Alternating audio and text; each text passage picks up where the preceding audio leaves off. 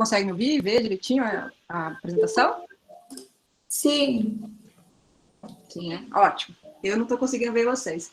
Então, em primeiro lugar, eu gostaria muito de agradecer o convite. Acho que esse tipo do Raquel, da Raquel e do é muito importante nesse momento que a gente está vendo de tão excepcional, né? De uma pandemia, de que a gente basicamente deu uma pausa na nossa vida, né? Então, mas nesse momento de pandemia, nada mais importante, assim, mais fundamental do que a gente falar de ciência e valorizar a ciência, tá?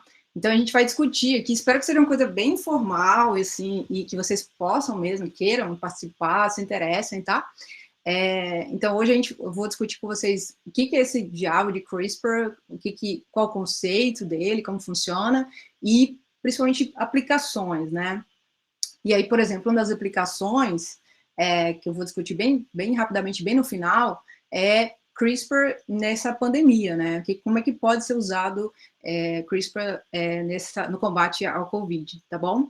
Então, só deixar claro que seria importante, interessante que vocês tivessem perguntas, podem, por favor, interajam, tá bom?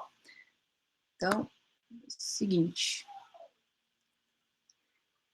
Então deixa eu me apresentar, né? Então, meu nome é Clarissa Rocha, eu sou professora lá da Unifesp, tá? Lá da Escola Paulista de Medicina, Departamento de Oncologia Médica.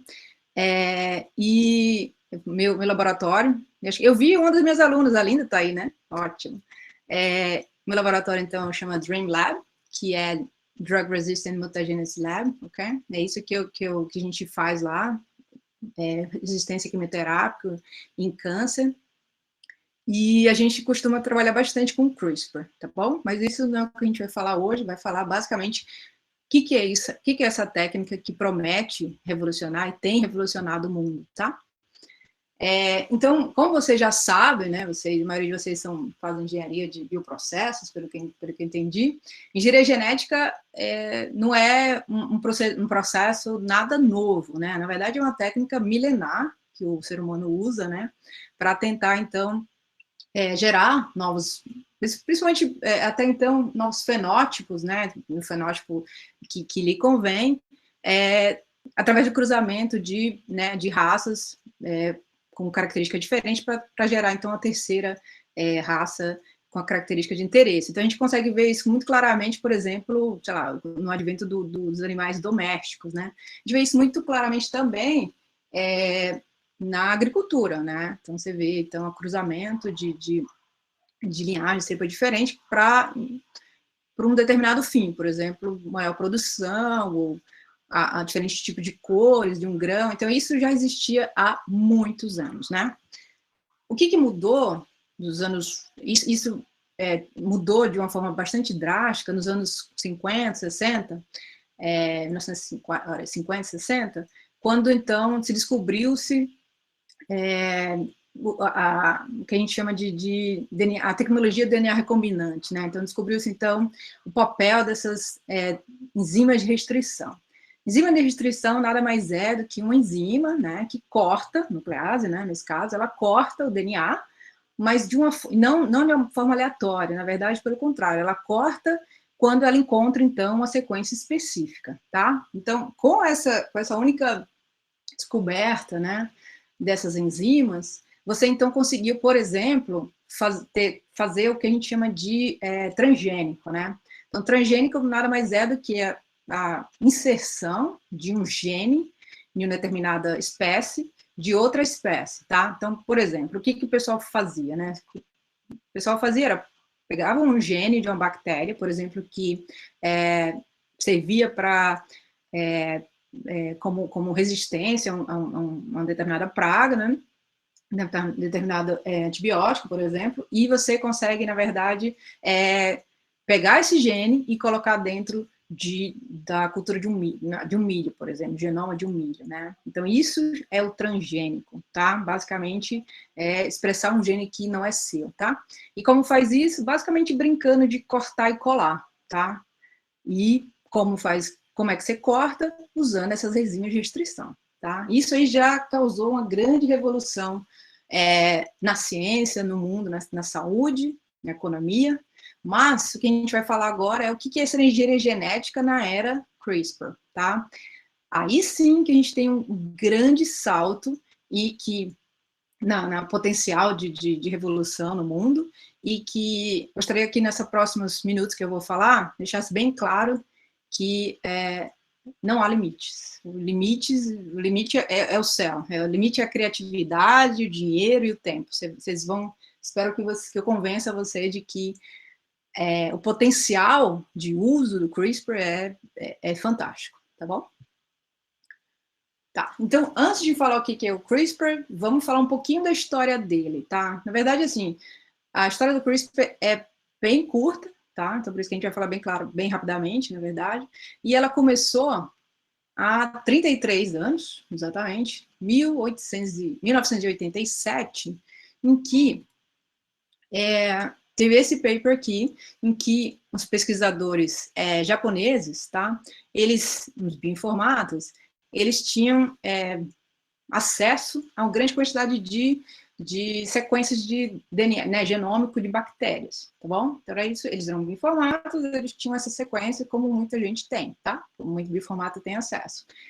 Isso aqui aí, acho que eles tinham muito tempo, não sei, super criativos, de qualquer forma, eles perceberam uma coisa que nenhuma outra pessoa tinha percebido, que é basicamente isso, ó, que existia de uma forma recorrente em quase todas as sequências de bactéria que eles tinham acesso, né? Uma coisa curiosa, que é chamada de repetição curiosa. Olha só. Então, eles perceberam que existia em quase todas elas essa sequência de DNA repetitiva, ou seja, essa sequência é praticamente igual em todas as cepas, né? Todas as linhagens de bactéria que eles tinham. Então, você tinha essa sequência repetitiva, seguida por uma sequência diferente, ok? Então, aqui era uma sequência determinada, e aqui era uma sequência totalmente diferente de uma bactéria para outra, tá? E aí você tem, então, o que eles chamavam, então, de sequência repetitiva e espaçadores, tá bom? E isso se repetia. Então, aqui, depois do espaçador, vai ter a sequência repetitiva, depois do espaçador, e assim vai, tudo bem? Então, isso aqui foi o que eles descreveram em 87. E aí, nesse paper, eles falam, olha, o significado biológico dessa sequência, a gente não sabe. A gente está descrevendo essa sequência, e ela está lá, de uma frequência muito grande, quase todo mundo tem, todas as bactérias têm essa sequência. Aí, muito tempo depois, em 2002, teve um cara chamado Francisco Morrica, lá na Espanha, em que ele propôs um potencial uso, né? Para que serve essa sequência? Já que está presente em quase todas as bactérias, existe uma chance muito grande de servir para alguma coisa, né? Tá bom? Mas ninguém sabia para que serve, tudo bem? E esse cara, o Morrica, que cunhou o nome CRISPR, que não é nada fácil, né? É bem complicado, olha só. Então, traduzindo, seria alguma coisa como sequências curtas, palindrômicas, repetitivas, sequências curtas, palindrômicas, repetitivas, interespassada regularmente em pacotinho, né, em clusters.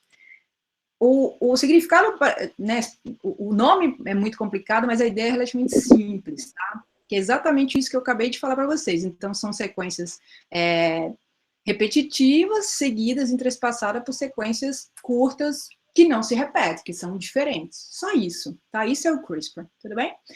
E aí, o próximo evento muito importante no CRISPR só aconteceu 20 anos depois, em 2007, tá? Que, basicamente, em 2007, eles conseguiram, então, eles determinaram para que serve esse CRISPR, tá? E esse foi um grande breakthrough, né? E eles determinaram, e eles perceberam que o CRISPR serve para a seguinte coisa, olha só. Então, imagine que você tem uma bactéria, um vírus, né? Chama bacteriófago, tá? Um vírus que infecta bactérias. Então, esse bacteriófago, o que ele faz? Ele injeta, né? Ele não entra na célula, ele injeta o seu DNA dentro da bactéria, tá? E aí, o sistema CRISPR, que as bactérias têm, é tudo isso aqui. Esse locus bem grande, tá? Esse operon. E aí, existe naturalmente, então, o CRISPR está sendo expresso, e o que ele faz lá, sistema CRISPR como em total, ele vai lá e corta um pedacinho desse DNA do vírus, que é esse azulzinho aqui, e pega esse DNA e insere no seu próprio genoma, tá bom?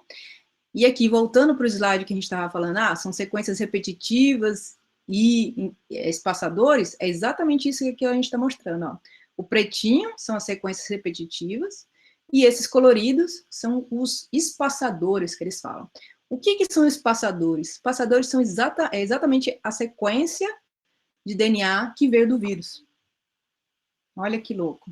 Então, dentro da bactéria, dentro do genoma da bactéria, tem pedacinhos, sequências de bacteriófago. Tá, e daí? E daí, que serve para uma coisa incrível, olha só. Então, aqui é o sistema CRISPR que a gente realmente conhece um pouco mais, que a gente usa, olha só. Então, aqui você tem essa bolinha, é a Cas9, que é uma nuclease, ou seja, ela corta DNA, tá?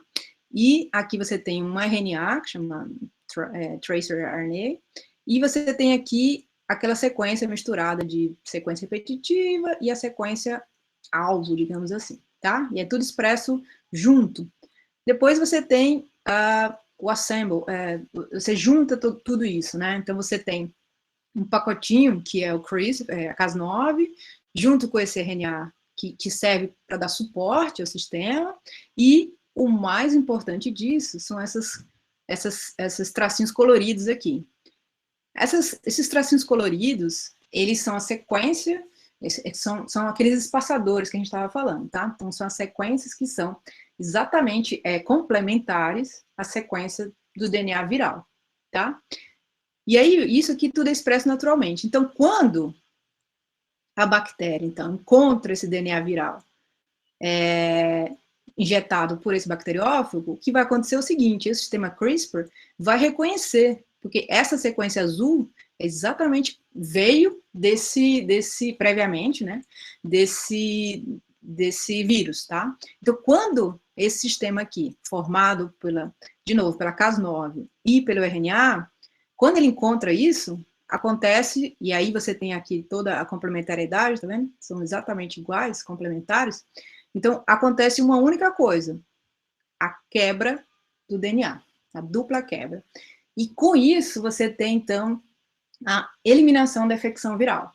Por quê? Porque, de novo, como vocês sabem, o DNA contém toda a informação genética, né? Então, se você perde a continuidade da sequência de DNA, você perdeu a informação.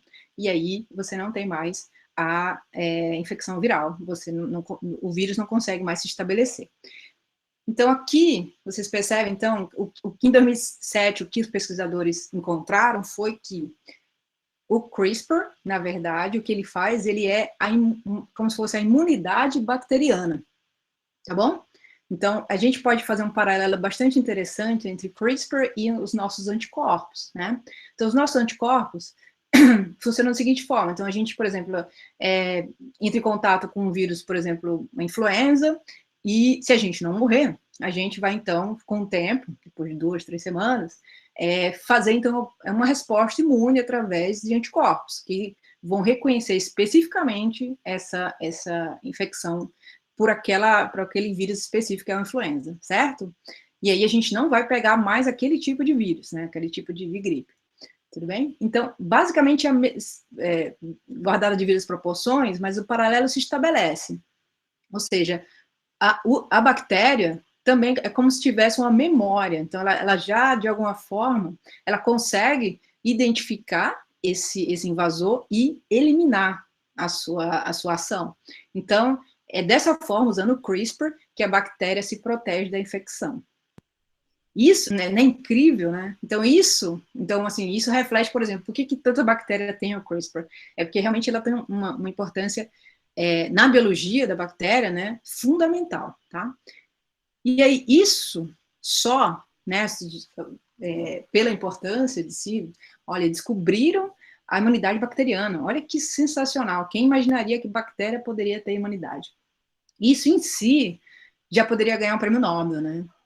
Mas o que vai ganhar o prêmio Nobel não é isso, e o que vai ganhar o prêmio Nobel foi o que aconteceu em aqui está escrito 2013, mas no final foi em 2012, tá? e foi um trabalho feito por duas mulheres incríveis, que chama, liderado, então, um grupo liderado pela Jennifer Doudna e a Manuelle Charpentier, em que, então, saiu esse artigo na Science, em 2012, tá?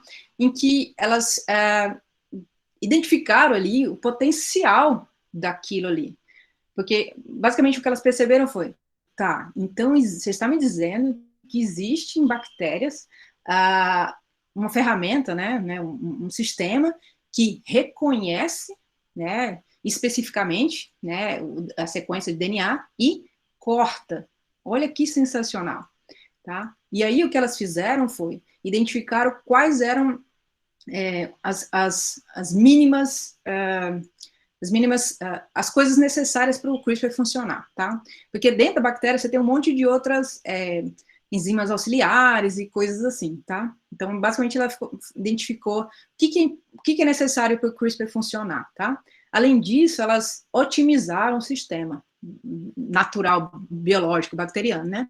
Então, por exemplo, o que elas fizeram, lembra que a gente falou, tem aquele RNA que dá, chama tracer RNA, que ele dá suporte ao sistema, tá? E aí, isso acontece naturalmente, né, em vivo, na bactéria, né? Só que aí elas perceberam, se eu fizer um RNA único, tá? Em vez de um RNA para dar suporte, o outro que reconhece, que é o tal do espaçador, se eu fizer único, que é como elas fizeram aqui, que é o tal do linker, funciona muito melhor. Então, nesse paper, elas, então, melhoraram muito o sistema natural, digamos assim, tá? E esse sistema é exatamente o sistema que a gente usa hoje, até hoje, é feito por esse trabalho, em 2012.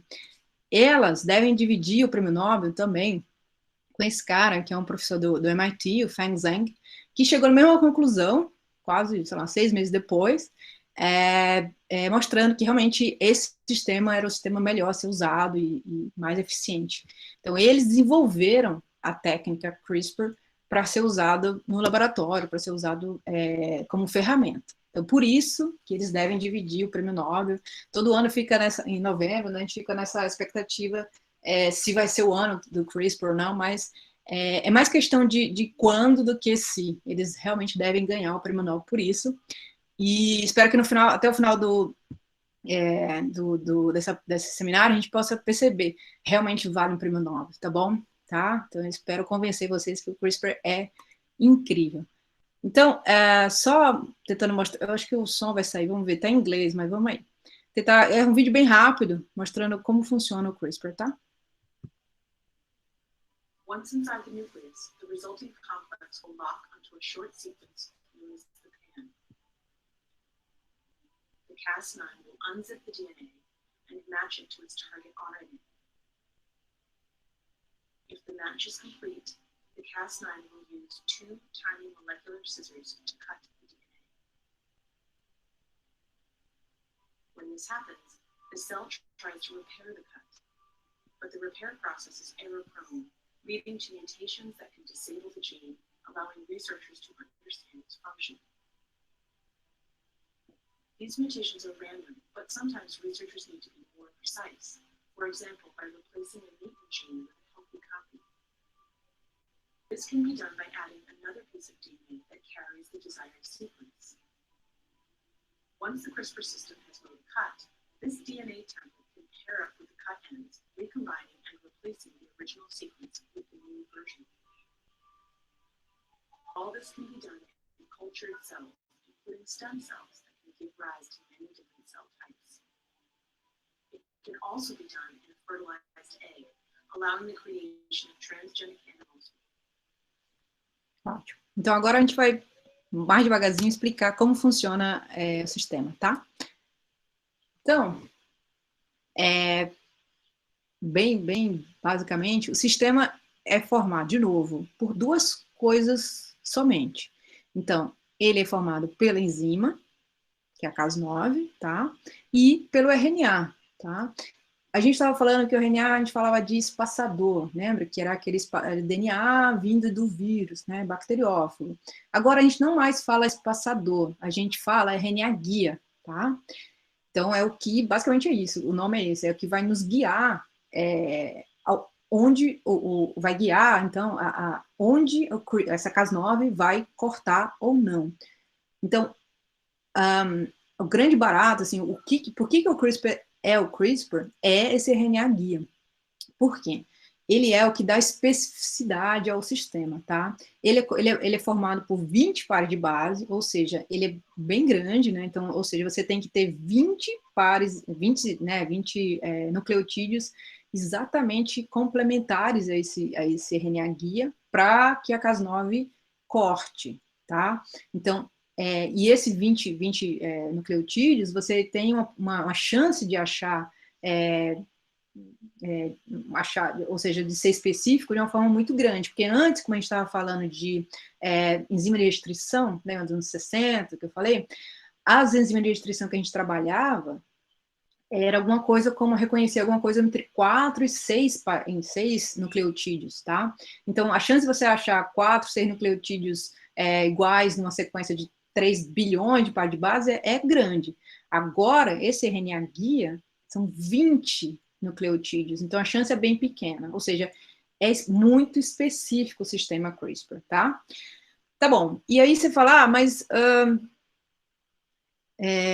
daqui a pouco eu vou explicar. Tá. Então, você tem só o Cas9 e o RNA guia. Então, quando o RNA guia encontra essa sequência complementar no seu genoma, então tá lá, ou seja, ele é complementar o seu gene de interesse X lá, então o Cas9 vai lá e corta o seu DNA. Pronto, é só isso que o sistema CRISPR faz.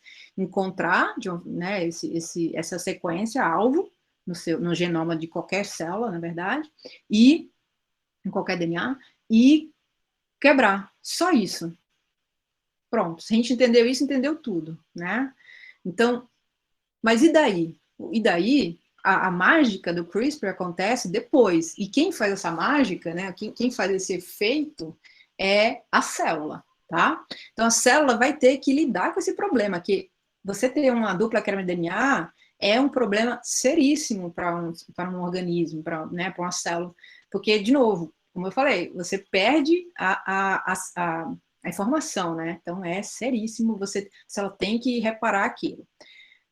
E tem duas formas somente de reparar isso aí, tá? Ou você usa, como naquele vídeo lá, o vídeo que a gente passou, ou você usa um sistema, a célula, né, tá? Isso aqui é randômico, a gente não pode ter controle, tudo bem? Então, ou a célula usa um sistema chamado NHJ, não importa o nome, não se preocupa. Ou esse sistema aqui, ele geralmente, como ele repara a dupla quebra? O que ele faz é super intuitivo, ele basicamente vai juntar as partes, tá? Só que quando ele faz isso, em geral, ele pode, por exemplo, inserir ou deletar pequenas sequências de nucleotídeos, tá bom? Então, se você, por exemplo, insere 2 nucleotídeos a mais, ou retira um nucleotídeo, tá? Você consertou lá o seu problema, que era juntar, né, as duas pontinhas, só que isso tem às vezes, né, randomicamente, às vezes pode gerar um problema muito grande para o gene. Por quê? Porque quando você faz essa resolução do problema, né, da quebra, e você insere ou deleta né, uma quantidade de nucleotídeos que não seja múltiplo de 3, né, lembra lá do códon? Então, você vai criar uma leitura fora de fase, tá? E isso pode gerar, por exemplo, o surgimento de um códon de parada, tudo bem? Então, se isso acontecer, por exemplo, no primeiro, segundo exon de qualquer gene, faz com que, por exemplo, esse gene não seja expresso mais, tá? A proteína não vai ter proteína. E é assim que a gente consegue fazer knockouts gênicos, tá? Então, essa abordagem é extremamente importante, principalmente quando a gente está interessado em entender como o gene funciona ou não. Então, um dos melhores jeitos é você eliminar esse gene e perguntar em relação à célula que tem e outra célula que não tem, qual a diferença entre elas, tá? Então, isso que geralmente a gente faz no laboratório, por exemplo. Então, esse é o jeito de fazer knockouts. Mas, às vezes, você não quer se livrar, né? Você não quer se livrar da expressão de um gene, você, na verdade, quer consertar, né? Você sabe que existe uma mutação, por exemplo, a mutação, como a gente vai falar depois, uma mutação que causa uma doença genética, né? Então, você quer curar a pessoa, por exemplo, né? Você quer corrigir aquela mutação. E o CRISPR também serve para isso. E como faz isso? É simples a ideia, só que na prática é pouco eficiente. Mas vamos entender qual a ideia. A ideia é o seguinte, a célula tem esse jeito de reparar, que é o NHJ, que em geral causa problemas, né, que a gente está falando, causa erros, e isso é bom porque a gente quer fazer nocaute, mas a célula também tem um outro jeito de reparar. Esse jeito é uma recombinação homóloga, tá? Esse jeito é extremamente fidedigno, não há erros quando a célula usa esse sistema de reparo de DNA, tudo bem? Por quê? Porque a célula, ela usa a outra cromática do irmão, ou seja, a sequência homóloga a ela, tá? Aquela região que quebrou.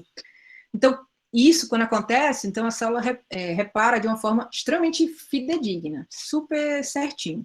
Então, sabendo disso, o que a gente faz? A gente coloca dentro da célula uma sequência que é homóloga a essa sequência ou seja, igualzinha a essa sequência do seu DNA genômico, tá? Então, às vezes, a célula vai pegar essa sequência que você deu e vai usar como região homóloga. Então, ela vai usar isso aqui para reparar aquela quebra. Quando ela faz isso, você fez tudo, então você deu para a célula tudo igual, menos aquele nucleotídeo, por exemplo, que eu quero mudar. Então, assim você consegue curar, né? Você consegue reparar uma mutação e poder, então, curar uma pessoa. É assim que acontece. Então, de novo, super importante, o sistema CRISPR só faz uma coisa, ele reconhece de uma forma específica uma sequência, né, de DNA e corta. Aí a célula vai definir como ela vai reparar. Ou ela vai reparar com erros, ou vai reparar sem erros, tá bom? Isso aqui serve para fazer nocaute, e isso aqui serve para fazer um reparo extremamente fiel, tá bom? Então, você consegue fazer esse tipo de coisa com o CRISPR, tá bom? E daí, né? E aí a gente vai, agora, então, explicar para vocês como fazer um nocaute de um gene de interesse de vocês, tá bom? Então, eu vou explicar em 5 minutos e vocês vão entender e vão conseguir fazer por vocês mesmos. Vamos ver só. Então, a primeira coisa, e talvez a única coisa que você tem que fazer, mais importante, é desenhar o tal do RNA guia, tá? O RNA guia, de novo, é aquela sequência de 20 nucleotídeos, tá? Que é complementar a sequência do seu gene. Então, aqui é o seu gene de interesse, lá nos genoma, o gene, sei lá, P53. E aí você tem que desenhar 20 pares de base, tá? E aí, como é que eu faço? Como assim desenhar? O que isso quer dizer, tá? Então, como é que eu vou dizer, onde é as 20 pares de base que eu vou fazer? 20 nucleotídeos que eu vou desenhar? Onde? Então, a única coisa que o CRISPR exige de você é que essa sequência, depois de 20 nucleotídeos, seja seguido por qualquer coisa, qualquer nucleotídeo, GG. Então, você tem que procurar na sequência do seu DNA, GG, basicamente. Achou GG? Aí você pula 1 e todos esses 20 aqui é o seu RNA guia. Aí você fala, mas eu vou fazer isso na mão? Não, não é para fazer na mão, porque tem várias...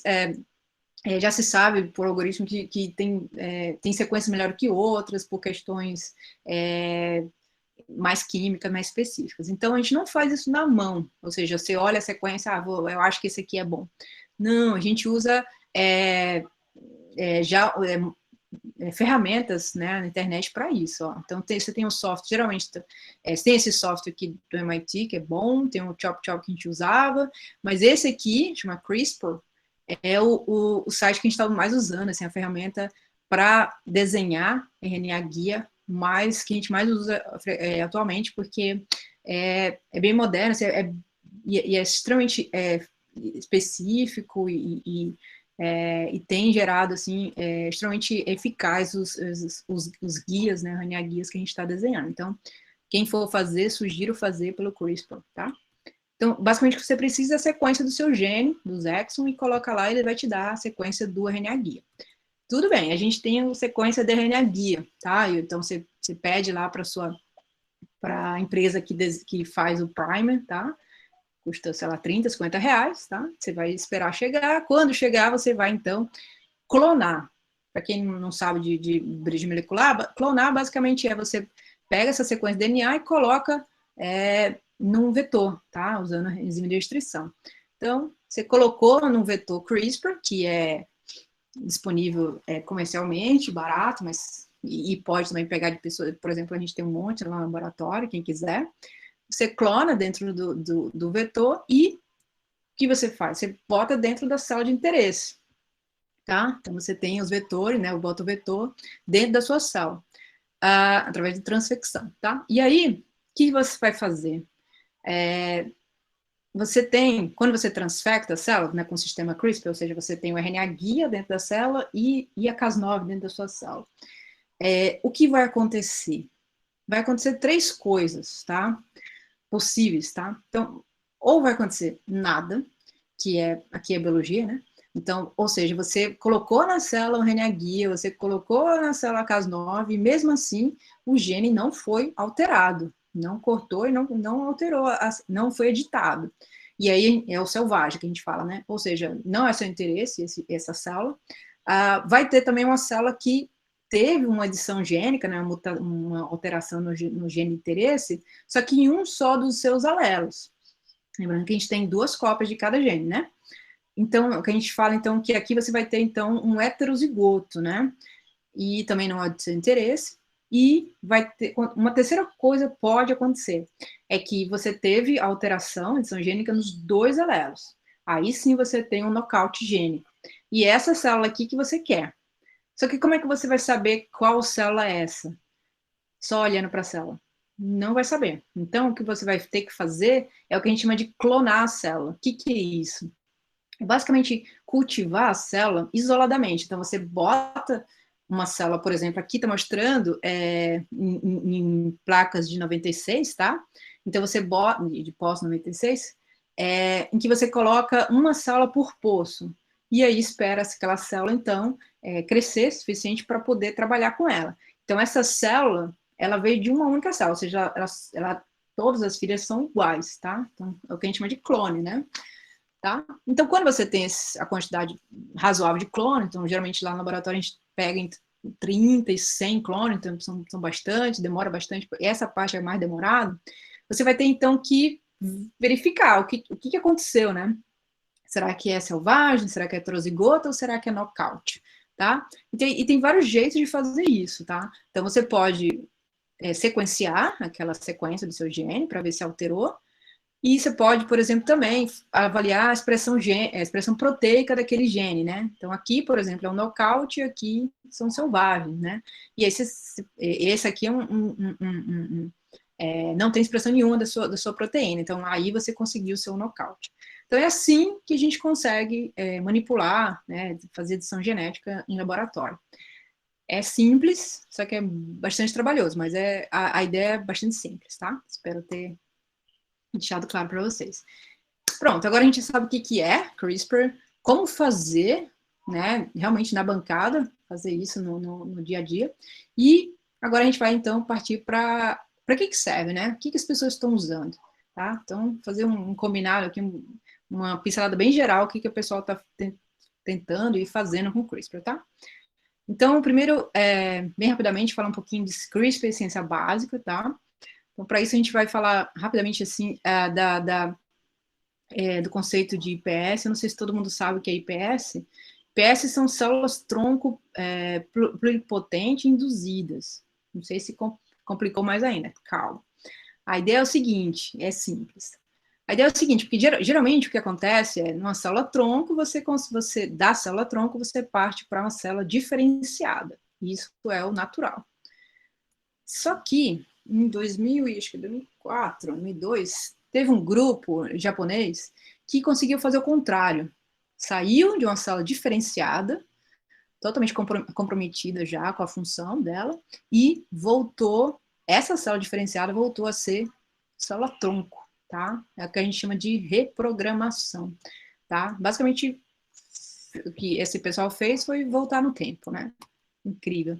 E por esse trabalho de reprogramação celular, o grupo, então, do Yamanaka ganhou o Prêmio Nobel de Medicina em 2012.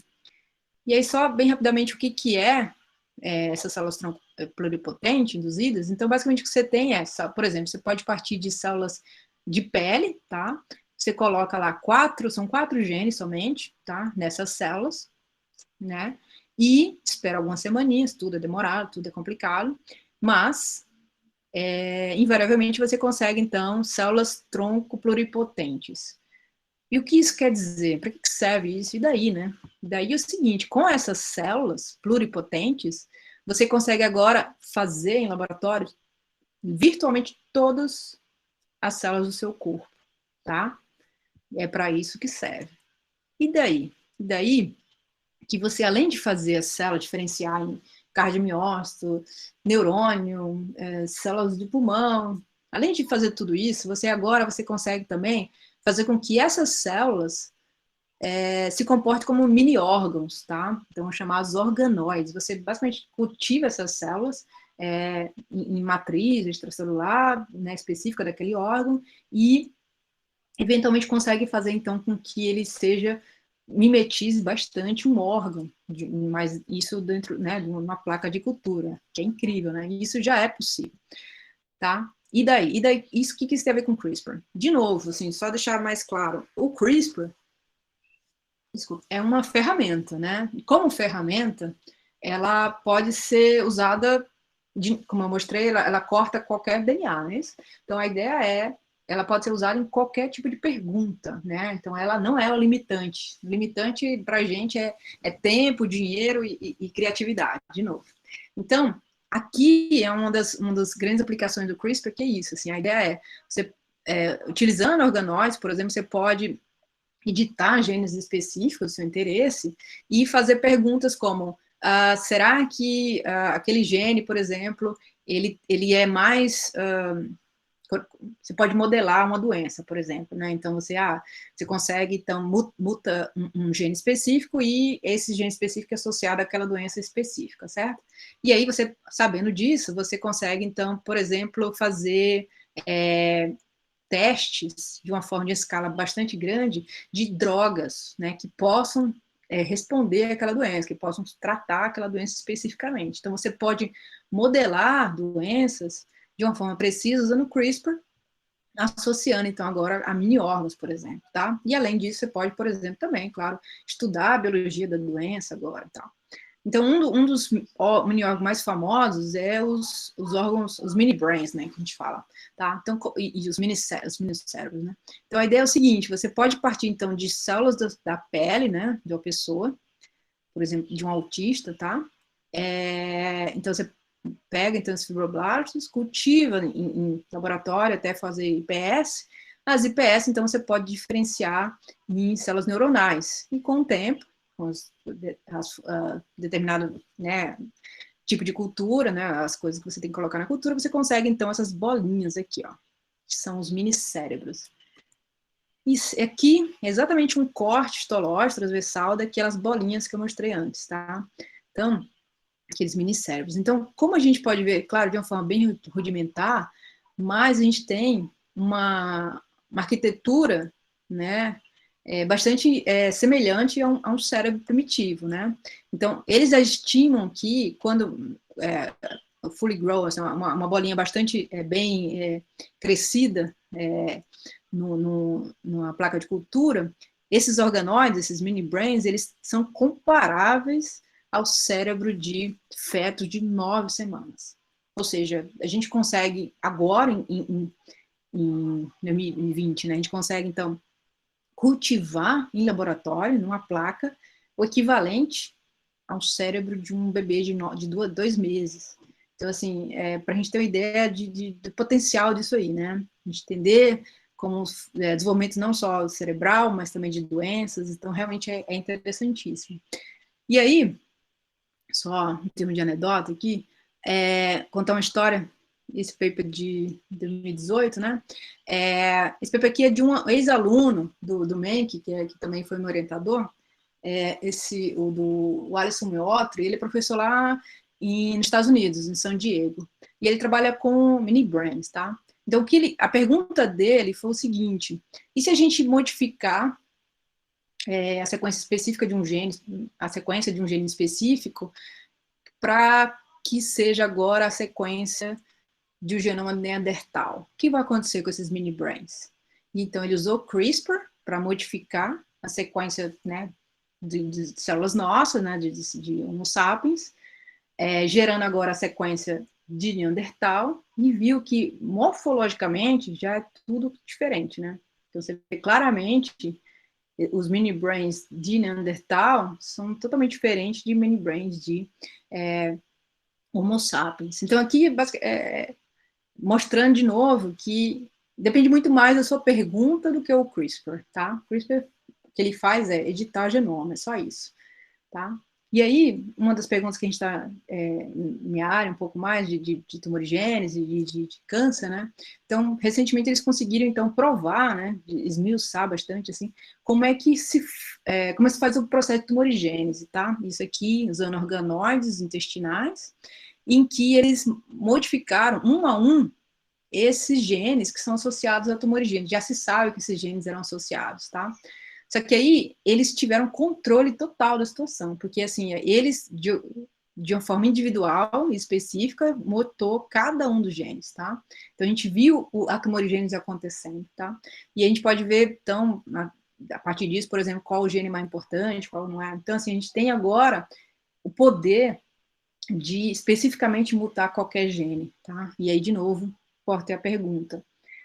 E aí, indo mais especificamente para o carro-chefe, assim, do grande potencial do CRISPR, que é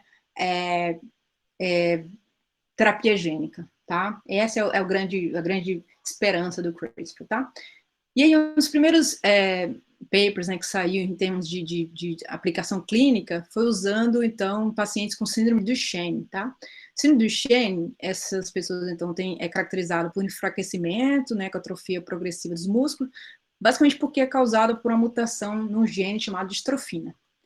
E aí, o que eles fizeram? Então, o que eles fizeram é o seguinte, então, pegaram camundongos com distrofia, com síndrome do Duchenne, né, em que você tem, o que acontece?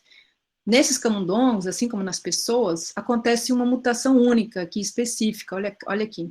Então, em vez de um C aqui, as pessoas, né, com esse problema, com essa doença, têm T. E daí? E daí, quando você tem esse T, você causa uma stop codon aqui. Então, você não tem a produção de distrofina, tá bom? Sabendo disso, o que eles fizeram? Olha que legal. Então, eles pegaram o embrião desses camundongos, colocaram, então, Cas9, colocaram o RNA guia e colocaram uma sequência homóloga, tá bom?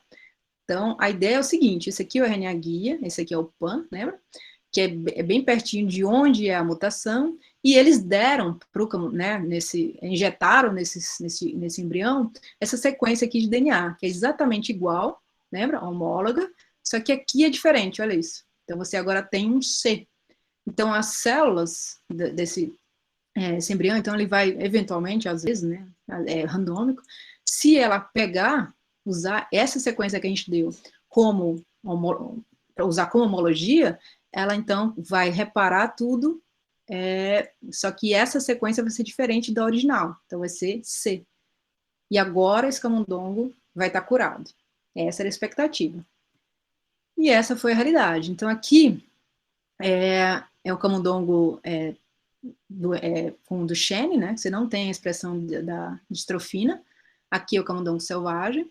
E aqui são os camundongos, digamos, tratados com CRISPR. Então, você vê claramente que teve a reexpressão dessa distrofina. Ou seja, é uma prova de conceito de que sim, é possível. Isso em 2014, olha isso, 2 anos, 1 ano e pouco depois dos primeiros papers de CRISPR. Sim, é possível sim usar CRISPR para curar doenças, tá bom? E aí, vamos um pouquinho mais para polêmica, vamos lá. Então, CRISPR e AIDS. Então, só lembrando que CRISPR, como é que HIV funciona. Então, HIV lembra bastante os bacteriófagos que a gente estava falando lá no começo, lembra?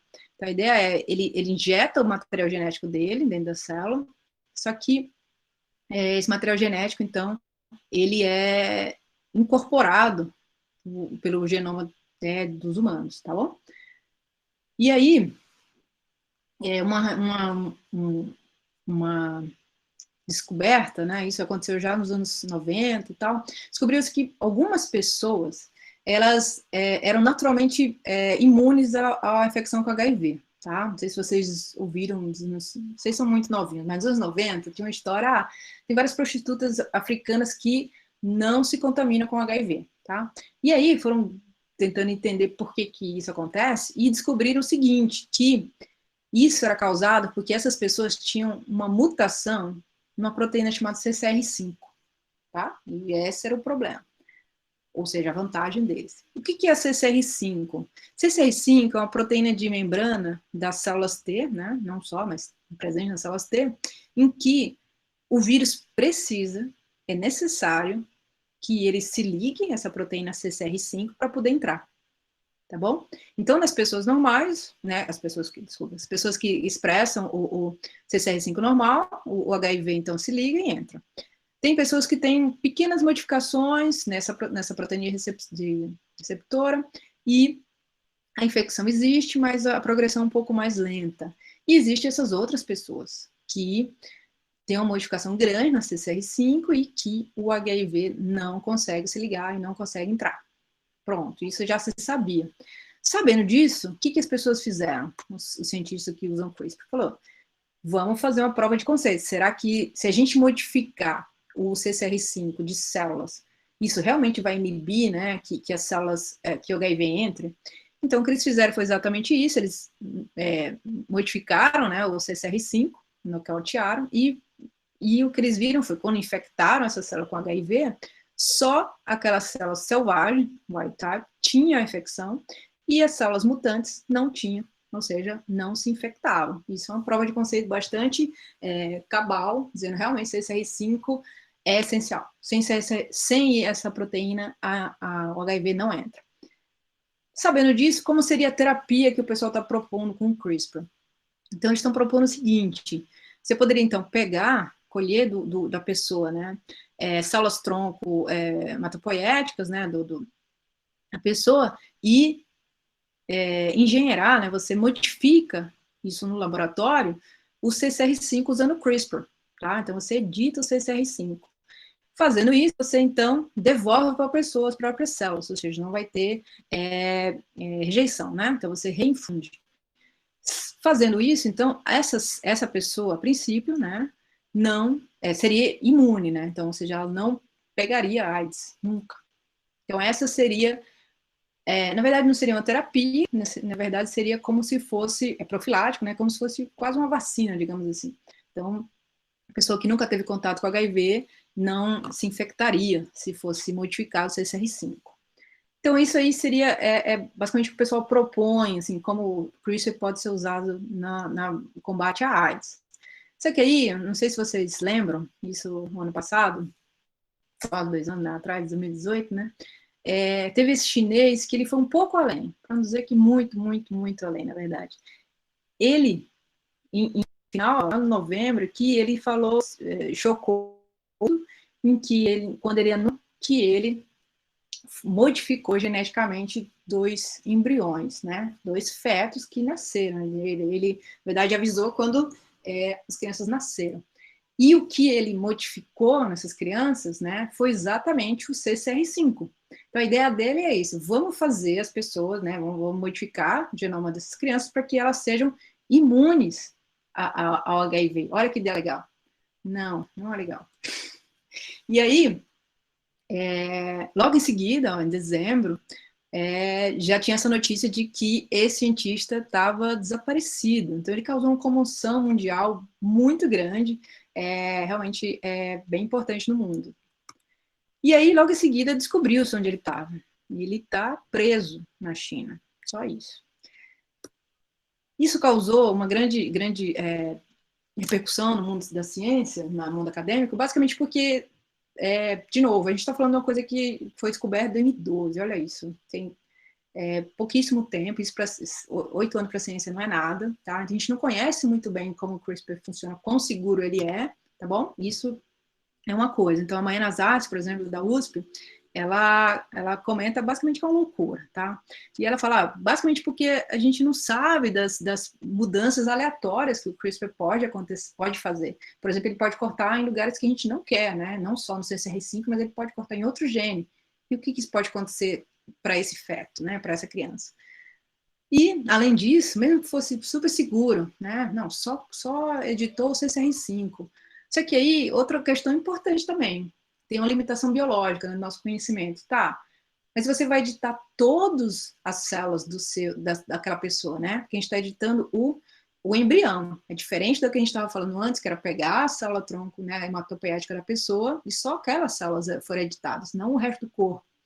Nesse caso, desse chinês, ele editou todas as células daquele indivíduo, né, desses 2 genes. E o CCR5 não serve só para ficar lá esperando o HIV chegar para entrar, tá? Estou sendo irônica, mas a ideia é essa, assim. Existem outras funções para o CCR5. Então, por exemplo, uma função na função do cérebro, né? Então, essas pessoas podem estar... a gente tem que saber o que editar e como editar, tá bom? Essa é a mensagem que eu quero passar. Mas, de qualquer forma, testes clínicos estão sendo feitos, tá? De qualquer... anyway. Os primeiros testes, claro, não surpresa, né? Foi na China. Lá realmente a questão de ética é um pouquinho mais flexível, digamos assim. Já em 2016, não, quase 4 anos que os primeiros testes foram feitos lá, e essa reportagem é bem legal, porque eles estão num processo assim, de edição, de clinical trial usando o CRISPR tamanho, que eles admitem que eles estão perdendo o rastro de quais pacientes, ou que doenças, ou como estão sendo... feito esses clinical trials. Realmente está acontecendo de uma forma bastante intensa lá na China, tá? Mas a gente não fica para trás, né? Aqui também no Ocidente, quase 1 ano atrás, então, já se tem o primeiro clinical trial, ensaio clínico usando o CRISPR, tá? Isso aqui, então, é feito em doenças, especificamente isso aqui é para doença da retina. Esse é um segundo ensaio clínico que também está sendo feito nos Estados Unidos, em que é usado para pessoas com anemia falciforme, tá bom? Então, já está acontecendo, tá bom? E espero que tenha um efeito bastante interessante, porque realmente o potencial é de cura que a gente está falando aqui, tá? Então, como é que seria, ou como está sendo já, né, a terapia usando CRISPR, tá? Então, a terapia gênica. Então, a ideia é o seguinte, você pode fazer de 2 jeitos, ou em vivo, basicamente o que você faz você dá para o corpo da pessoa, você injeta, né, você disponibiliza para o corpo o CRISPR, tá? Então, que é basicamente a Cas9 e o RNA, lembra? Isso aqui, como você faz geralmente, você faz usando vírus, né? E aí você injeta na pessoa e esse vai expressar a Cas9 e o RNA guia. Isso chama in vivo. Um outro jeito, que é o que a gente explicou antes, é o tal do ex vivo. Ex vivo que é fora do corpo, tá? Então, você retira alguma célula da pessoa, pode ser aquelas células T que a gente falou, né? Pode ser qualquer célula, na verdade, para se fazer células iPS, por exemplo, que elas poderiam gerar células de interesse. Então, tem vários jeitos. Então, você pega a célula da pessoa e trabalha no laboratório. Então, você vai editar o gene de interesse. Você, por exemplo, vai consertar, né, a mutação. E aí você vai lá e devolve para a pessoa. Então, isso é o ex vivo. Esses são os 2 jeitos que você poderia usar o CRISPR, tá? Isso é o ensaio clínico. E, além disso, as possibilidades são tão grandes que vão além do nossa imaginação, às vezes. Olha só que legal. Eu não sei se vocês sabem, mas os porcos podem sim ser doadores de órgãos para a gente, para os humanos, tá? Então, já se sabe que é possível, então, é compatível, né, biologicamente, pulmão, rim, coração, fígado, tudo isso a gente podia, né, ser transplantado de porcos, olha que legal. Por que não é feito? Não é feito por uma simples razão. Já se sabe que nos genomas dos porcos tem, né, integrado ao genoma, sequência de vírus, tá? Que não causam nada para eles. Assim como, não sei se vocês sabem, a gente tem um monte de sequência de vírus no nosso genoma, que a princípio não causa nada para a gente. Só que quando a gente, em contato com esse genoma, a gente rejeita, a gente não fica tão legal, tá bom? Então, por isso que não funciona, tá bom? E aí, sabendo disso, o que a gente faria? Basicamente, vamos lá e tira esse genoma de lá, certo? É exatamente isso que eles fizeram. Você vai lá e apaga o genoma desses vírus, nesses células desses porcos. Então, foi exatamente isso que eles fizeram usando o CRISPR, tá? Quem fez isso é liderado, então, pelo professor, o George Church, que é lá do MIT, que tem um professor, mas também tem essa empresa que chama eGenesis, tá? Em que, basicamente, o que eles fizeram é isso. Então, o que eles chamam de humanizar os porcos, tá? Então, agora, o genoma deles são compatíveis com a gente. E ele espera que em 3 anos, por exemplo, essa fazenda de porcos humanos que eles estão fazendo, possam sim ser fonte de órgãos para transplante. Vocês imaginam, então, o impacto disso para a humanidade, né? Imagina se você possa zerar, então, a transplante, a fila de transplante de tanta gente. Então, é realmente incrível. E esse cara, eu sugiro que vocês acompanhem, é bem legal, o George Churchill, é incrível. E ele não tem limites, tá? Tem muito dinheiro, muito tempo, muita gente, muita criatividade. E ele, como ele não tem limites, ele fala assim, a gente quer, então, agora, criar um zoológico CRISPR.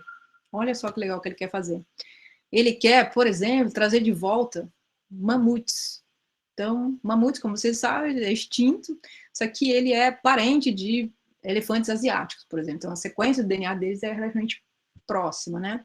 Então, a ideia é você remontar, né? Você fazer a sequência, né, do mamute em cima da sequência de elefante asiático e trazer de volta, então, o mamute.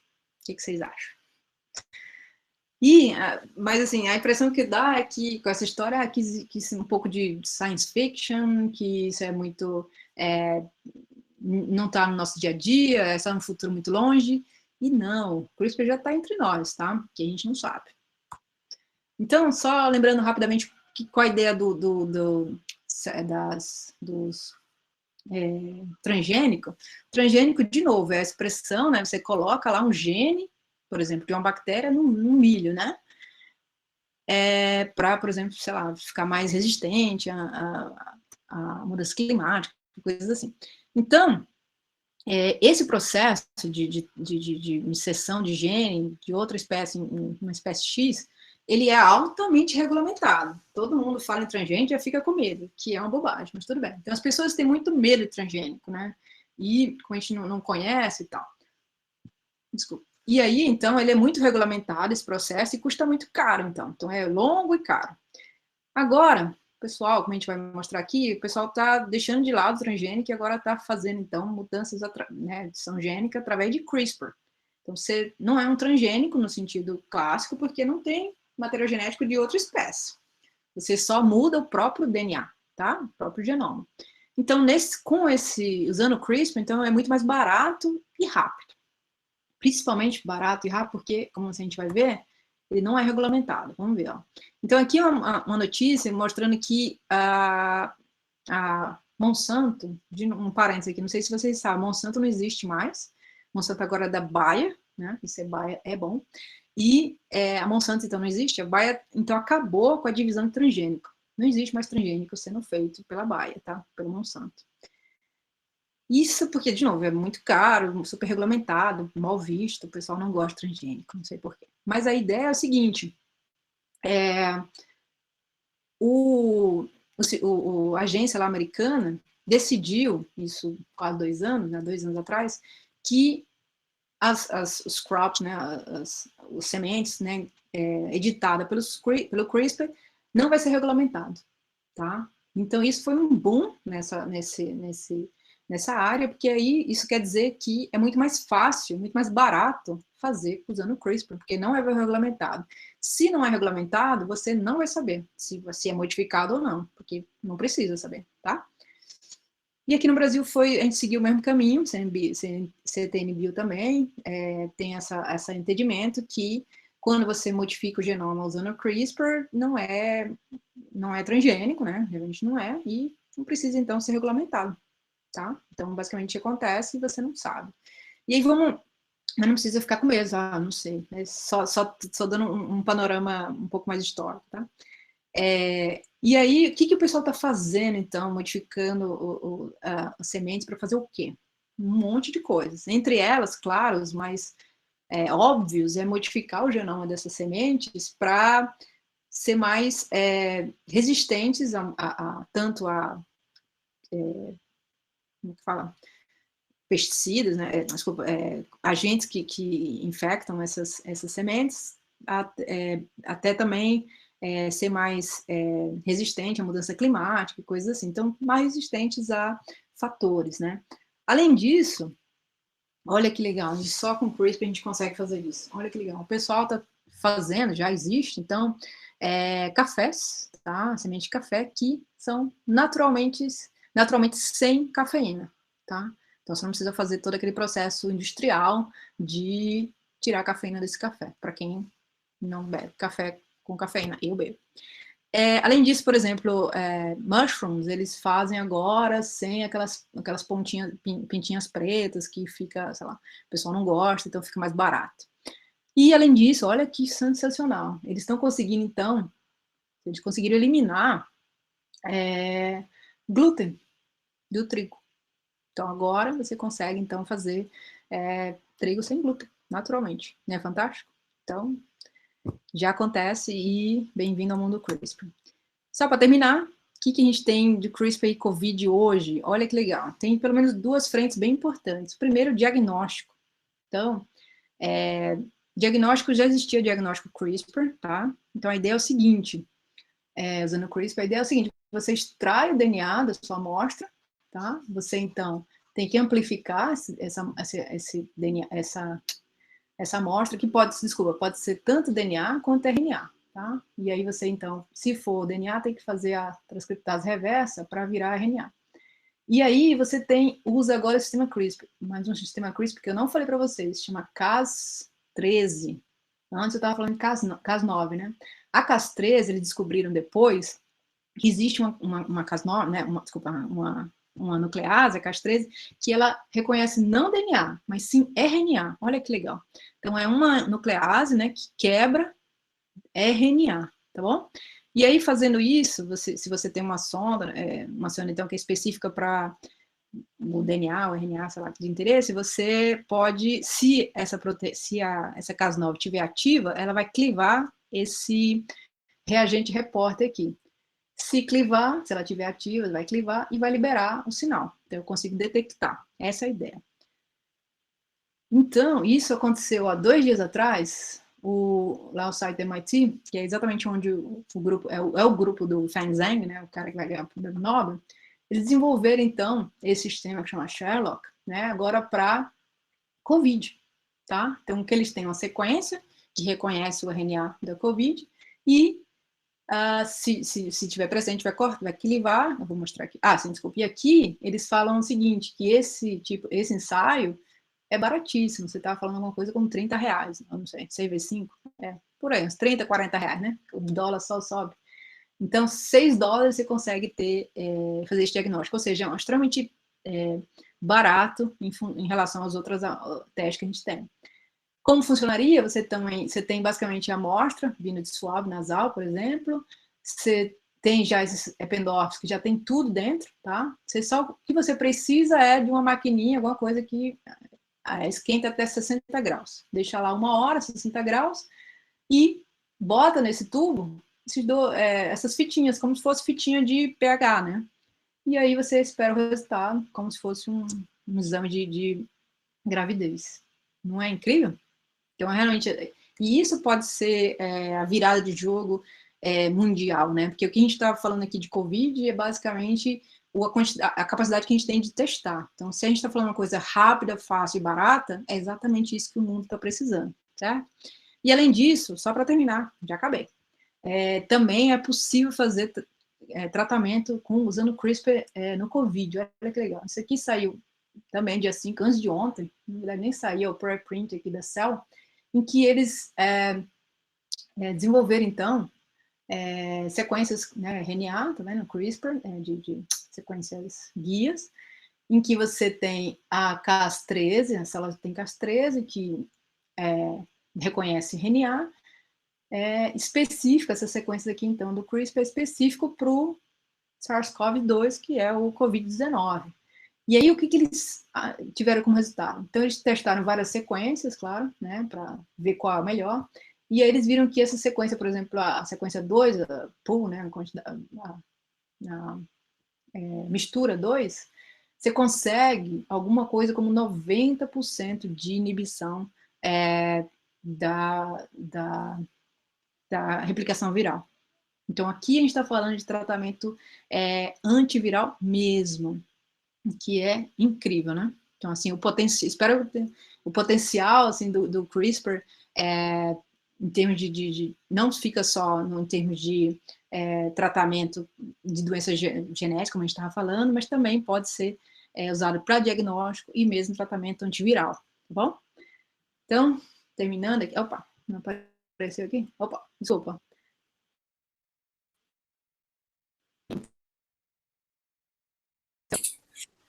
Então, gostaria de novo agradecer muitíssimo. E quem tiver perguntas, por favor, mas depois, em outra oportunidade, é só mandar e-mail, tá bom? É só isso. Muito obrigado. Nós que agradecemos, né? Por essa palestra incrível. Eu acho que todo mundo está bem contente com o conteúdo que foi passado. A gente recebeu bastante perguntas, sabe? Então, eu acho que eu vou dar uma enxugada, porque a gente não pode ficar muito tempo também. Quem quiser fazer alguma pergunta direto por aqui, quiser fazer por áudio aqui, pode fazer. Eu vou deixar um minutinho, quem quiser fazer, dá um oi aí no chat. Daí, qualquer coisa, eu vou falando as perguntas que me passaram aqui por chat do meu WhatsApp. Beleza? Acho que pode começar a ler, Arthur. Tem uma pergunta do João aqui também. Aí pode começar a ler as que você recebeu, aí depois a gente libera, beleza? Sim. Tem a maioria das perguntas que eu recebi, eu acho que o pessoal chegou um pouquinho mais atrasado, mas em relação ao CRISPR poder ser utilizado como ferramenta genética em humanos, e por que ela não é utilizada hoje em dia para melhoramento genético, de uma forma geral, assim. Acho que a Clarissa saiu. Calma aí, gente. Você consegue mandar para ela o link, Arthur? De novo? Consigo.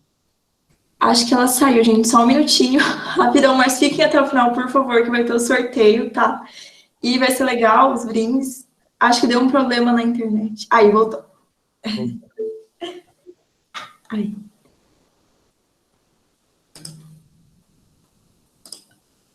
Clarissa, você tá escutando a gente? Tá? Só o microfone tá mutado, aí se puder desmutar que o Arthur passa a pergunta de novo. Aí... Agora sim. Vocês não. É porque eu recebi muita pergunta igual também, então meio que eu dei uma juntada nela para dar uma facilitada, porque é bastante pergunta, mas a princípio a pergunta que mais chegou por que o CRISPR ele pode usar como ferramenta de edição genética e por que ele não é usado atualmente? Seria por causa da ética ou porque as pessoas têm medo? Qual seria o grande problema assim, de não usar atualmente o CRISPR, já que ele traz tanto benefício? Perfeito, exatamente isso que eu queria chegar. O potencial do CRISPR é sem limite, no sentido de que, olha, ele faz o trabalho dele, que é cortar de uma forma específica. Tudo bem? Você edita genes de uma forma extremamente específica e eficiente. O grande problema, em termos de terapia, é como você vai dar isso, vai entregar isso para a pessoa. Tá bom? Então, por exemplo, o que eu estava falando, vamos fazer a terapia em vivo. Em vivo, você tem que, por exemplo, entregar, sei lá, para o fígado, o problema é no fígado. Como é que você vai fazer isso? Em geral, o que a gente faz, terapia gênica em geral, usa vírus para fazer isso. E os vírus, às vezes, o vírus em si, por exemplo, pode causar problema, porque pode causar, sei lá, alergias, não só alergia, mas também resposta imune contra esse vírus. Além disso, isso é o mais tranquilo. Além disso, às vezes, um vírus pode ser inserido, né, dentro do seu genoma.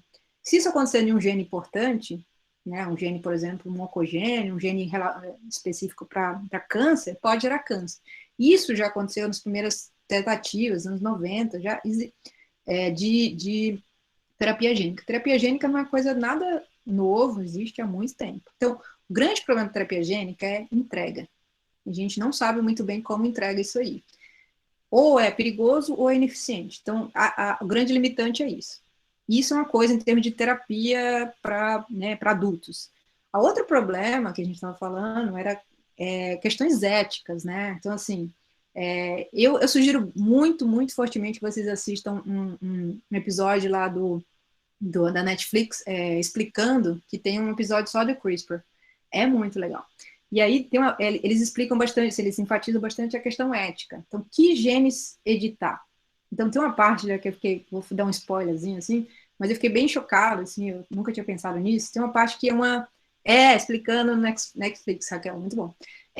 Tem uma parte que eles entrevistam uma anã, né? E ela fala, olha, eu sou anã e eu não tenho problema nenhum de ser anã, mas tenho certeza que, sei lá, tenho certeza, existe uma chance de pais, né, sabendo que os filhos vão ser anã e pode querer não ter filhos ou não, então vou editar, né, vou modificar o gene para que aquele embrião, né, não tenha essa mutação.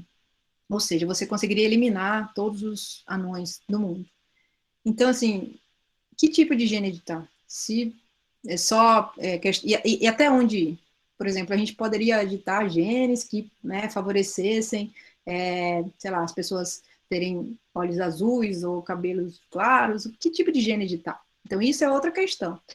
E, de novo, não tem nada a ver com o CRISPR em si, porque o CRISPR é só uma ferramenta. Todo o resto são limitações técnicas, né, que a gente está falando do tratamento, mas também limitações éticas que são extremamente importantes e tem que ser discutida nesse momento. Acho que a gente tem que nunca evitar esse tipo de polêmica. A gente tem que realmente, como cientista, estar sempre querendo discutir esse tipo de problema, porque é um problema. Então, a Raquel quer fazer uma pergunta para você? Já ia passar a minha? Pode fazer. Então, eu queria saber, você disse sobre a previsão, né, de tratamento do CRISPR para bebês de 2 meses, se eu não me engano. E qual seria a previsão de testes e analisar os efeitos para pessoas acima de 2 meses? Se tem estudo, se tem algum indício de quando teria previsão, né? Também, né, considerando a questão ética, né? Sim. A história do bebê de 2 meses, acho que a ideia que eu estava tentando explicar é que assim, a gente consegue, no laboratório, fazer mini cérebros equivalentes a bebê de 2 meses. Essa era a ideia. Mas em termos de tratamento, o que o pessoal está fazendo agora com os clinical trials? Eles estão tratando, estão fazendo esse negócio, quando extremamente específico. Então, por exemplo, doença anemia falciforme, o que você faz você pega as células tronco hematopoética da pessoa, que é realmente fácil, edita, você muda, né? Agora você corrige e devolve. É como a gente estava falando do HIV. Então, isso é possível de fazer, essa é a coisa mais fácil que dá para fazer, o que eles estão fazendo agora. Agora, doenças, por exemplo, muito mais complicadas, como câncer e diabetes e coisas assim, que a gente não sabe nem que genes estão envolvidos, é mais complicado de usar o CRISPR. O CRISPR é mais... A ideia, a princípio, né, para a gente começar, seria mais para terapia gênica de doenças genéticas causadas por um gene só. Só que, de novo, o grande problema é assim, tudo bem, mas aí eu tenho uma doença, por exemplo, do Duchenne, que é causada nos músculos. Como é que eu vou dar isso? Vou fazer injeção de quê? De vírus? Tem nanopartículas, tem algumas substâncias que conseguem usar para fazer entrega, mas é realmente ineficiente. O que mais funciona são vírus, mas aí tem toda a questão do perigo. É isso.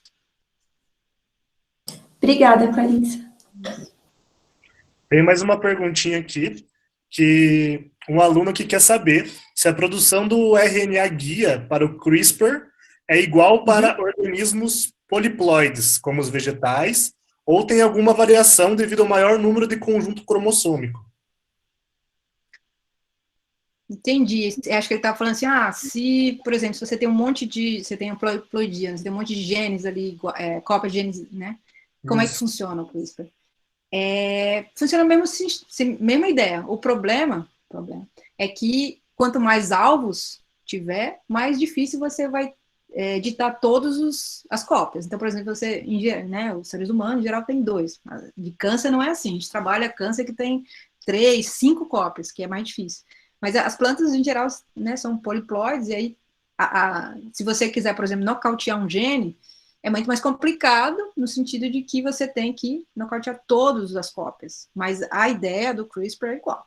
No sentido, olha, você só precisa do RNA guia, que é específico para o seu gene de interesse, e deixa a biologia acontecer. Mas tem se usado com bastante eficácia o CRISPR na agricultura, sim. Obrigado. Tem mais uma pergunta aqui, mas vou juntar ela, porque bastante gente perguntou igual, que na sua percepção, né, qual é a maior dificuldade que você enfrenta para quem está iniciando o trabalho com o CRISPR? Se existe algum conselho?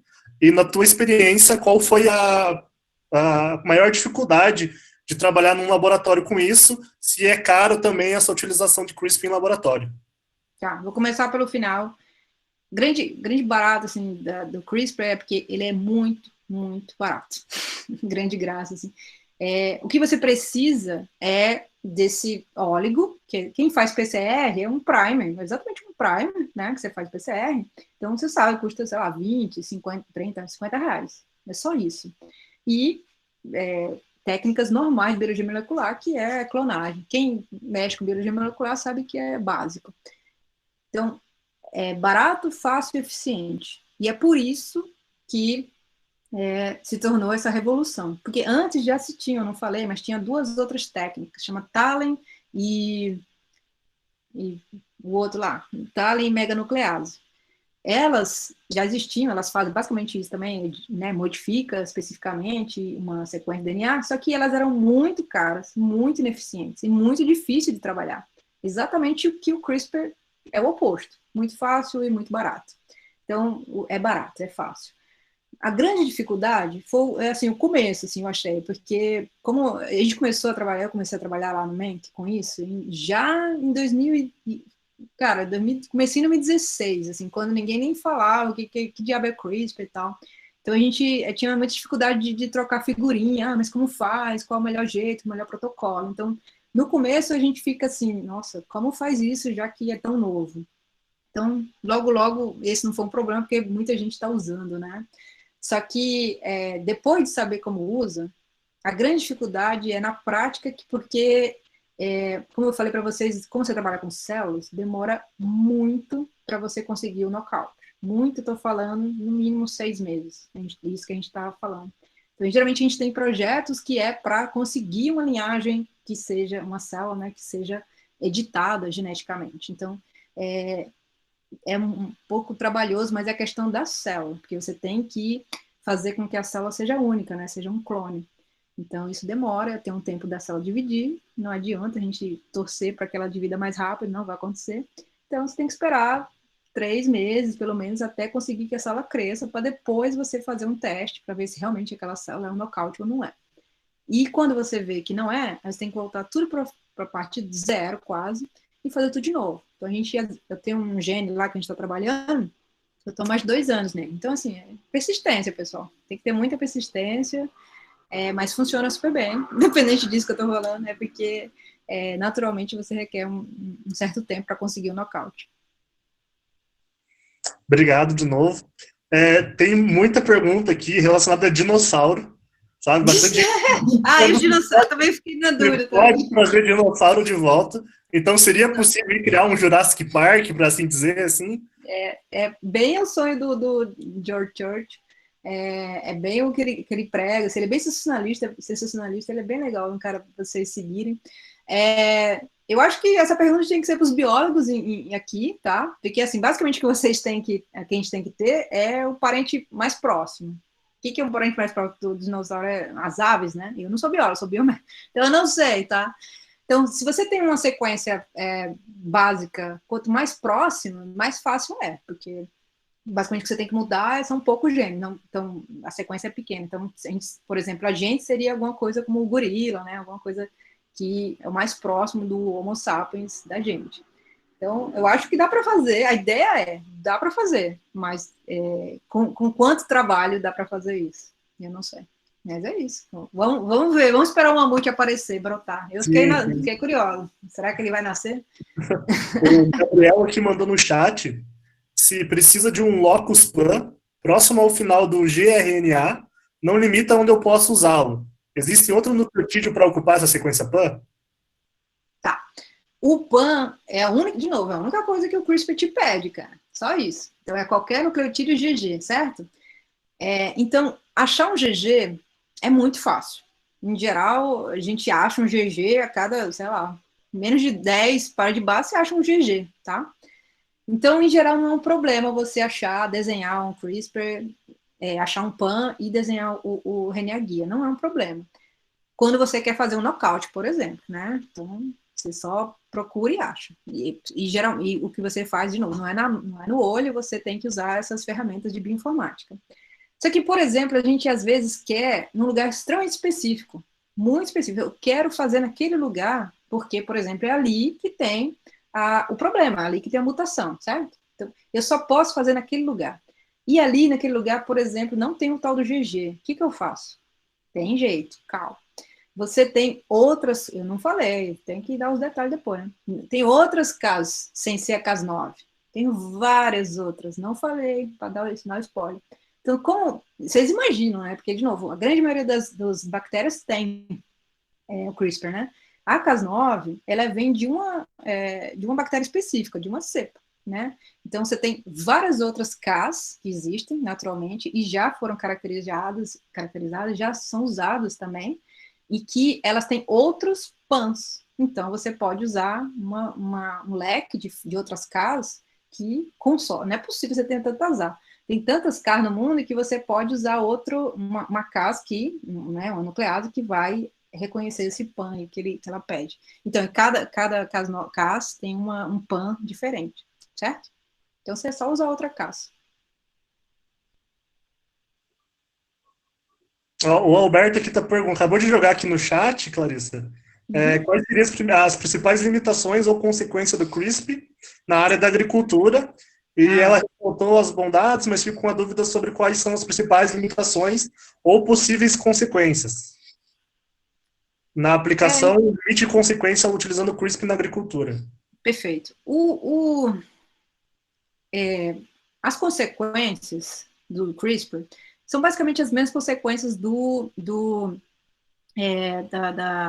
termos de agricultura, como é que chama? O transgênico.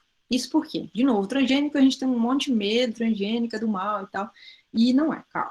Mas o transgênico causa, sim, um problema social bastante grande, porque o transgênico, como você sabe, se a cultura, né, é feita num local, como essa cultura tem alguma vantagem, ela pode, né, passar para a fazenda do lado, por exemplo. E a fazenda do lado, essa cultura então vai crescer mais ainda, porque ela tem vantagem, só que o cara da fazenda do lado não pagou pela semente modificada. Então, o que geralmente acontece na Monsanto é isso: olha, você está cultivando as minhas sementes que você não pagou, então o cara vai ter que pagar também. Então, o que acontece no transgênico, que essa era a grande consequência social do transgênico, que realmente é um problema social grande, vai acontecer no CRISPR também. Porque o CRISPR, quando você modifica esse genoma desse milho, por exemplo, ele tem vantagens e vai se espalhar como se não houvesse amanhã. E aí agora a Baia, né, vai dizer, olha, paga para mim aí. Essa é a consequência que eu vejo a pior. Obrigado de novo, Clarice. Estou falando muito obrigado, né? Mas é porque a gente está muito feliz, né? O pessoal está gostando muito. Vocês estão perguntando, isso é bom. Tem outra perguntinha aqui, que um aluno pergunta, né? Qual é o caso da C5 ou D5, ela não pegou direito, que a doença não produz a proteína, e aí o CRISPR faz ela produzir. Mas dá para fazer o processo inverso e o CRISPR inibir alguma formação? Sim, eu não sei. Vou tentar responder de uma forma geral. Não sei se o C5, será que ela está falando CCR5 e coisa assim? Eu acho Mas que de uma sim. forma, tá. Mas de uma forma geral, eu não falei também várias coisas, olha só. O CRISPR pode, por exemplo, fazer com que um gene se expresse mais, fique sempre ativo, por exemplo. Tá? Isso a gente faz modificando o promotor desse gene. Esse promotor agora ele está sempre ligado. Isso o CRISPR consegue fazer. Então você pode expressar uma proteína que estava faltando, por exemplo, por causa do promotor. Isso dá para fazer. Dá para nocautear, que é para tirar totalmente, e dá para reparar. Então e dá para inibir também. Então você consegue tirar e colocar tudo. Com o CRISPR você consegue não só curar, né, sei lá, reparar uma sequência, modificar, mas você pode também ativar a sequência, ativar o gene, você pode fazer bastante coisa. Isso a gente usa muito na bancada, a gente fala, né, na ciência básica. Então, isso a gente faz no laboratório, ativar um gene, reprimir, fazer o nocaute e também visualizar. Você consegue visualizar um gene, porque você consegue, eles fizeram já a Cas9, ela é, né, fusionada ao GFP, por exemplo, que é proteína verde, né? Então, você consegue, como o CRISPR é específico para aquele gene, né, para aquela sequência, você consegue ver onde está a sequência. Então, você consegue ver, por exemplo, fazer ficha, assim, sabe? Então, você consegue visualizar, você consegue fazer tanta coisa que nem dá para explicar. Falta tempo, né? Eu acho que eu só vou fazer mais duas perguntinhas, a gente não vai se delongar demais. Tem essa pergunta aqui da Letícia Cabral aqui no chat, que ela pergunta sobre utilizar CRISPR no café e se pode utilizar em outros alimentos e se haveria algum impacto na qualidade final do alimento, no caso da sensorial ou físico-químico dele. Sim, sim. Isso é uma possibilidade, claro, mas isso aí é mais para a questão assim, empírica, né? Vamos ver se eu modificar aquele gene, o que vai acontecer. Isso faz para ver o que acontece. Só que o barato do CRISPR, o legal dele, é que ele edita, né, ele modifica uma sequência específica, ele modifica só aquele gene, tá? Então, se tiver algum problema no gosto, sei lá, qualquer propriedade específica do café, vai ser relacionado à cafeína, né, específica, porque foi aí que eu modifiquei. Se isso for verdade, aí vai dar ruim, né? Entendo bem. Eu acho que para finalizar agora, eu queria perguntar mais sobre a sua vida pessoal, assim, se você pode dar uma dica, mais um incentivo para a gente aí, para saber como foi sua jornada aí, o que você tem para nos contar. Posso sim. Primeira coisa que eu falei para vocês antes de começar, né? Não sou de São Paulo, não. Sou da Bahia, tá? Eu nasci e fui criada no interior do sertão da Bahia, uma cidade de menos de 5 mil habitantes. Estudei, aí fui para Salvador estudar e vim fazer aqui para São Paulo, já fiz minha graduação, fiz na USP a graduação, Ciências Fundamentais para a Saúde, olha isso. É um nome estranho, mas é o equivalente à biomedicina, tá? Eu fui a terceira turma desse curso. E aí eu fiz doutorado num lab que você conhece, né, Arthur? Que é maravilhoso, que é o Carlos Menck, um dos melhores labs assim, laboratórios da USP, sensacional. E eu fiz, então, fiz doutorado lá, e depois eu fui fazer um ano de pós-doc lá no MIT, que foi uma experiência incrível, assim. E quando eu voltei, fiz o concurso para professora lá no Unifesp e passei, tem um ano. Não, vai fazer um ano, dia 25 de maio ainda. Vai fazer um ano que eu estou lá na Unifesp. O momento que a gente está passando em termos de ciência eu acho que sem precedentes, assim, realmente é um momento muito, muito complicado, porque a gente não tem esse incentivo não só financeiro, né? As bolsas estão cada vez em menor quantidade, mas também em termos eu acho que de reconhecimento, assim, né, até dessa cultura, a cultura do negacionismo, é um momento bem complicado para ser cientista, mas eu acho que com essa pandemia, eu acho que talvez o jogo tende a mudar, porque as pessoas vão perceber que existe um custo muito grande do negacionismo, existe um custo muito grande para dizer assim, olha, isso aí não é um fato, então, assim, é muito importante. Eu acho que pode ser, o jogo pode virar aí. Só que eu acho, isso a gente não tem controle, tá? O que as pessoas acham da gente, a gente nunca vai ter controle. Mas o que a gente pode e deve ter controle, como cientista, é exigir que os cientistas façam ciência de qualidade. Por exemplo, nossa, isso me revolta.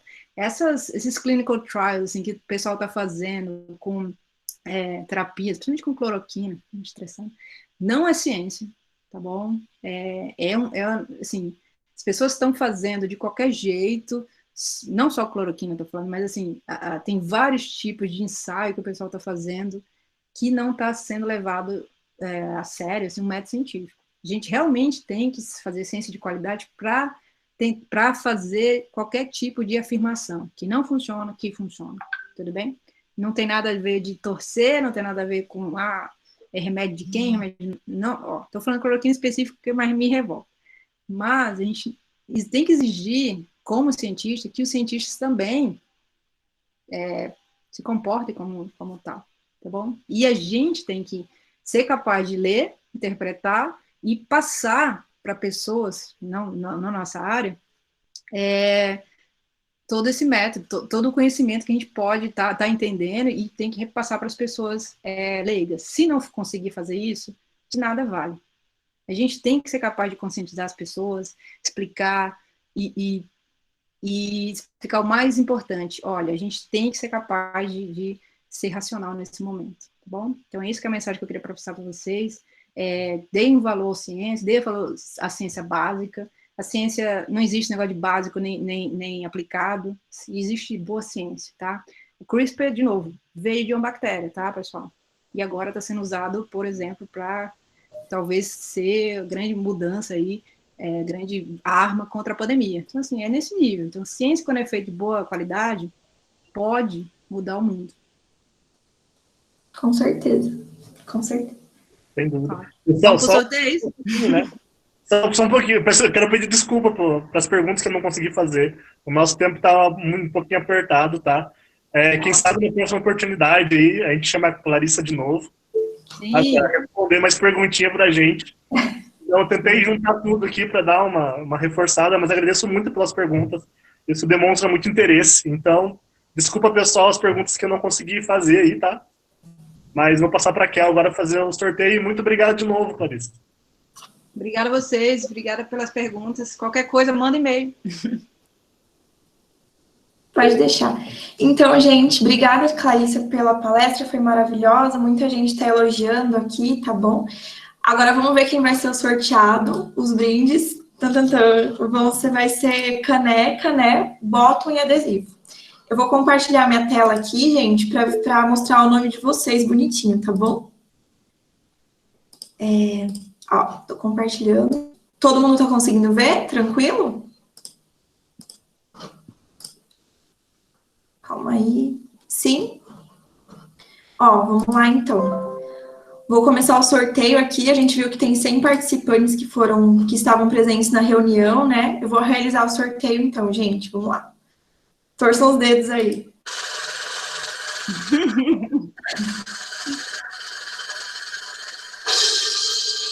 Rafael William Martão. Se tiver aí, comenta, tá? Comenta aqui no chat.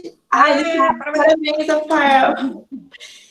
Parabéns, você foi sorteado. A gente vai entrar em contato com você, tá bom? E por e-mail, aí a gente manda o brinde para ti, tá? Gente, eu queria muito agradecer a presença de todo mundo, o apoio que todo mundo deu nas redes sociais, em se interessarem por inscrever. Fiquem ligados, vão acompanhando a gente, que a gente vai tentar trazer mais conteúdo para vocês, tá bom? E é isso aí. Obrigada. O certificado já está liberado, tá?